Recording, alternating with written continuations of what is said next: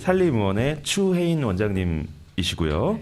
그 제목은 지역사회 방문의료 활동, 산림의료복지 사회적 협동조합의 활동을 중심으로 이렇게 발표를 해주시겠고요. 준비됐나요? 예.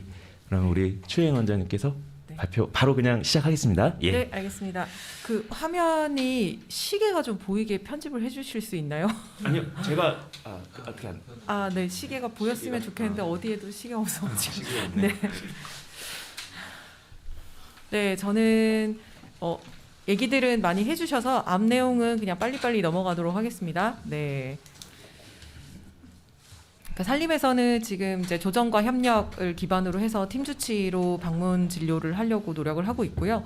저희는 이제 산림의원이 1차 의료 조정자로서 주로 방문 의료 코디네이터 역할을 맡고 거기에 치과에서 이제 치과 선생님과 치과 위생사 선생님 같이 방문하는 방식으로 방문 구강 관리 사업이 붙어 있고요. 운동센터에서도 무료나 유료로 방문 운동 재활이 나가고 있습니다. 그리고 당연히 이제 저희는 의료협동조합이기 때문에 엄청 깨어있는 시민들이 조합원으로 참여를 하고 있어서 자원활동 조직들이 많이 되어 있고요. 지역사회 연계나 이런 부분들도 조합부나 주민조직, 그러니까 주민 자원활동가들을 중심으로 해서 이루어지고 있습니다. 방문의료팀은 이제 의사와 간호사, 코디네이터, 사회복지사 이런 팀으로 구성이 되어 있고 의사들이 저희가 과가 다양해요. 가정의학과, 정신건강의학과, 산부인과 이렇게 다양한 과들이 진료를 하고 있는데 사실 이 모든 과에서 다 같이 왕진을 나가고 있습니다. 저희의 왕진 사업을 대략 표로 정리를 해보면 가운데 있는 두 가지가 1차 의료 왕진 시범사업과 장애인 건강주치 시범사업, 잘 알고 계시는 그 가장 대표적인 두 가지 왕진 사업을 기반으로 하여 첫 번째는 이제 밑에 초록색 표에 의료복지 사회적 협동조합 방문의료 사업이라고 하는 각 조합에 이제 300만 원씩 전달이 된 방문의료 사업이 있습니다. 올해 시범 사업으로 올해 말까지 운영이 되고 있고요. 그 사업과 두 번째는 빨간색 표에 은평구에서 현재 하고 있는 마을간호 스테이션 시범 사업이라는 것이 있습니다.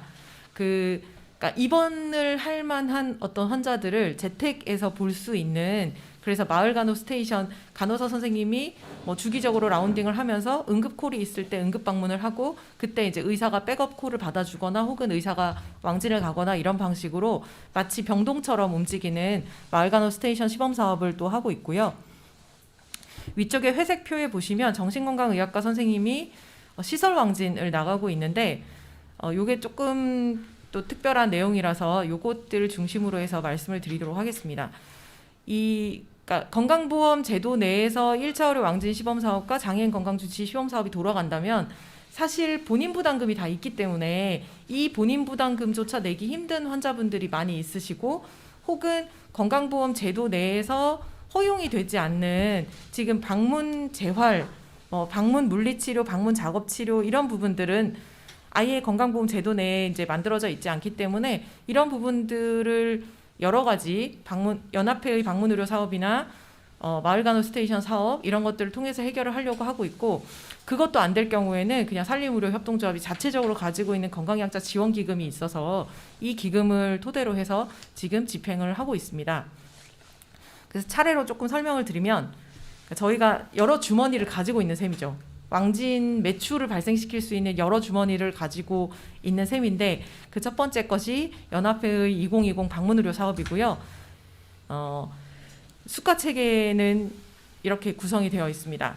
네, 조금 특별한 수가로는 의사 직군을 포함해서 팀 방문을 했을 때 한 건당 이제 15만 원의 수가가 나온다는 것과 코디네이터의 활동비로 월 10만 원이 책정되어 있다는 것이고요.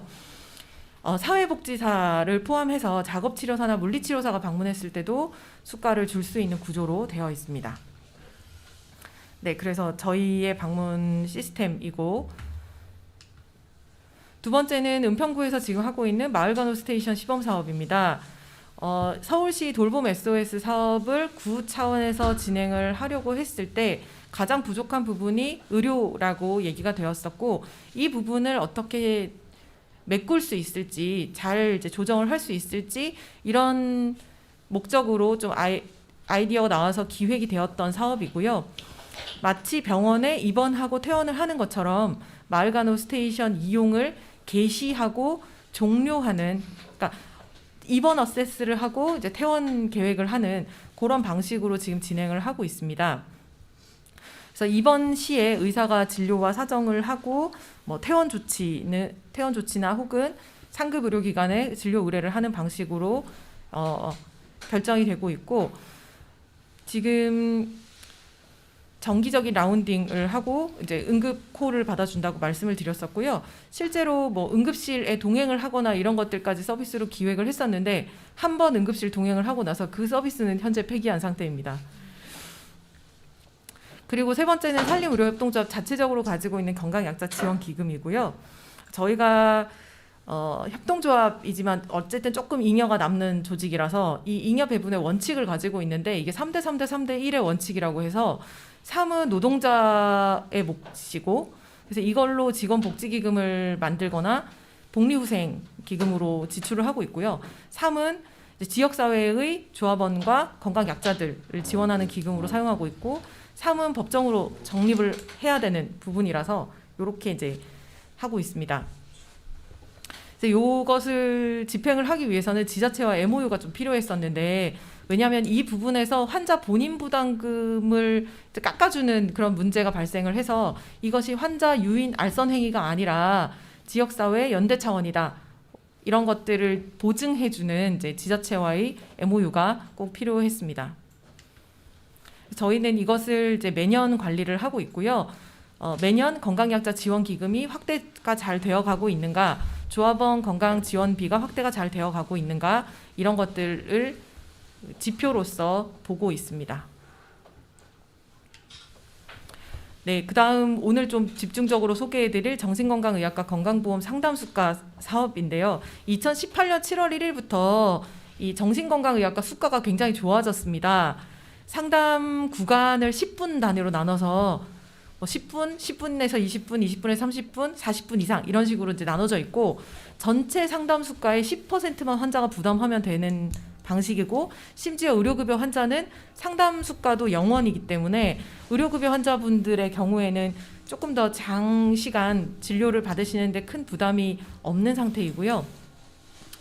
저희가 남성 지적 장애인 시설 은평재활원에 촉탁위로 방문을 하고 있는데, 2017년 3월부터 시작해서 가정의학과 의사인 제가 주 1회 이상 꾸준히 방문을 해오고 있었습니다. 근데 이 시설에서 2020년에 돌봄의 목표를 정신과 약물을 좀 줄여보자, 이렇게 잡았습니다. 그러니까 돌봄의 체계를 강화하고 생활에서의 환경을 개선해서 불필요한 정신과 약들을 좀 줄여보자, 이렇게 하기 위해서는 시설장의 의지가 굉장히 필요했고, 그 정신과 약을 줄여줄 수 있는 그런 정신과 선생님이 필요했는데, 마침 우리 장창현 선생님이 이 사업에 굉장히 의지를 가지고 계셔서 지금 현재 정신과 약물을 복용하고 계시는 많은 분들이 산림의원으로 진료를 옮기셔서 진료를 받으시고 있는 중이고요.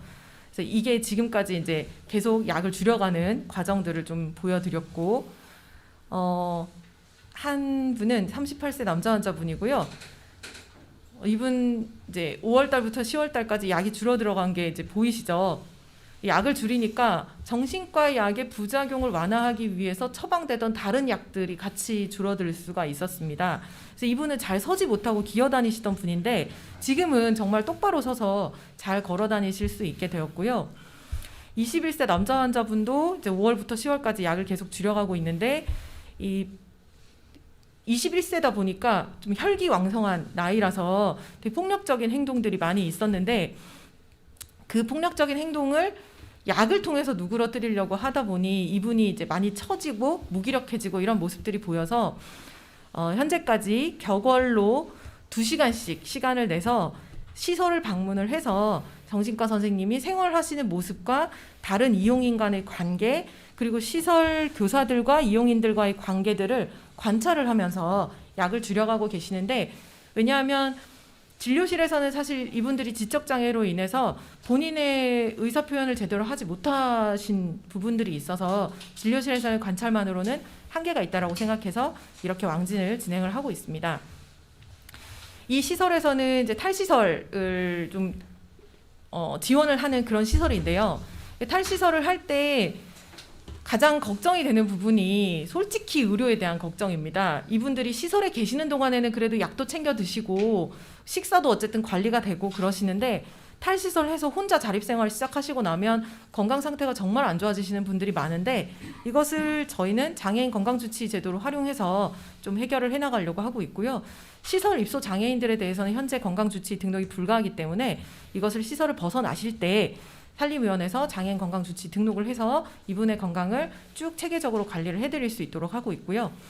그래서 지역사회가 함께 탈시설 장애인의 건강을 책임진다라고 하는 그런 입장을 가지고 있습니다. 그래서 영양사 선생님이 방문해서 자립생활에서의 영양관리 챙겨주시기도 하고 운동 처방사 선생님도 방문을 하셔서 집안에서 어떻게 홈 트레이닝을 할 수 있는가, 또 올해 같은 경우에 특히 코로나로 인해서 집 밖으로 거의 못 나가셨기 때문에 그 홈 트레이닝을 하기 위해서 필요한 장비들을 조합원 게시판에 올려서 조합원들이 그 집에 안 쓰는 이렇게 운동기구들을 모아주셨고 이런 부분들을 자립생활 장애인분들에게 전달해서 집에서 운동을 하실 수 있도록 하고 있습니다. 이분은 48세 남자 환자분이시고요. 소아마비로 인한 지체장애가 있으셨고 집안에서는 기어 다니실 수 있는 정도의 활동을 가지고 계셨고 몇 년 전부터 요로결석이 계속 자주 재발을 했었는데 왜 그런가라고 봤더니 아주 어렸을 때부터 시설에 살다 보니 밤에 소변을 누러 가겠다고 말씀을 못 하시는 거예요.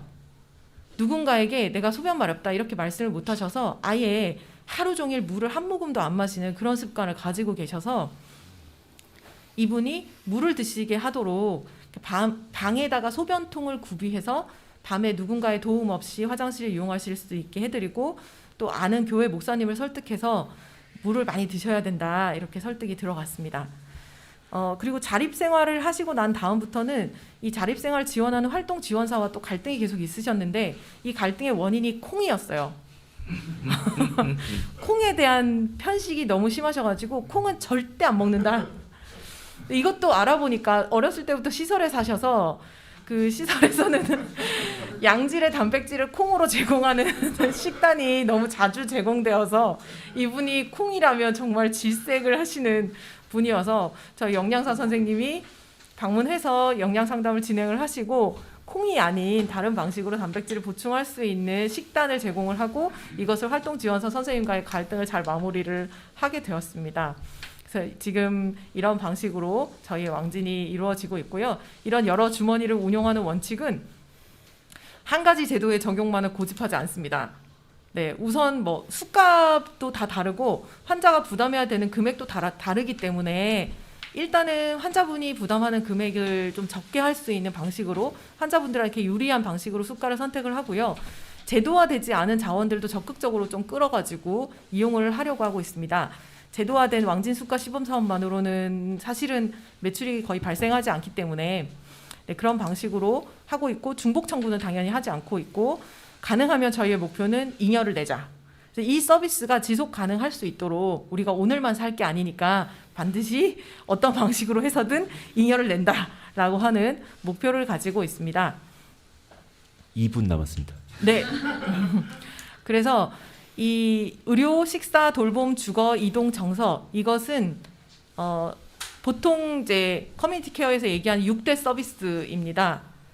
6대 서비스가 어떠한 방식으로든지 지역에서 조금씩이나마 초보적인 형태나마 가능하도록 그런 시스템을 만들어 가려고 노력하고 있습니다. 저희의 가장 중요한 부분은 사실은 정서적인 지원인데요.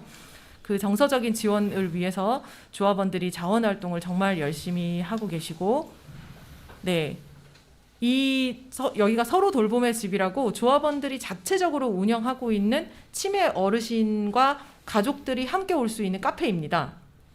이 카페가 엄청 인기가 좋은데요. 인기가 좋은 이유는 치매 어르신들이 오셨을 때 거의 1대1 혹은 1대2에 가깝게 자원활동가들이 한 분한테 붙으셔서 이렇게 센터에서 뭐 교사 한 명당 치매 어르신 12분 막 이렇게 해서 프로그램 하는 거에 비해서 훨씬 양질의 프로그램과 돌봄을 제공할 수 있어서 매주 여기는 아주 꽉꽉 차고 아주 즐거운 시간을 가족과 함께 보낼 수 있습니다. 그래서 앞으로 이런 지역사회를 만들어가기 위해서 방문의료가 해야 될 역할들이 많다고 생각합니다. 감사합니다. 네,